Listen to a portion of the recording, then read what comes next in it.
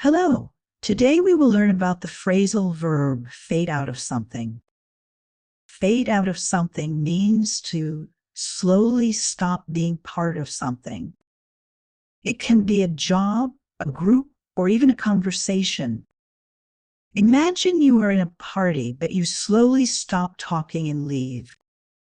That's fading out of the conversation. It's not sudden, it's gradual. You can say, she faded out of the club last month. Or, he is fading out of his old job. Remember, fade out of is inseparable. You can't put the object between fade and out. Say fade out of a group, not fade the group out of. This phrase is useful to describe gentle endings. For example, traditions can fade out of society over time, or a singer can fade out of the music scene.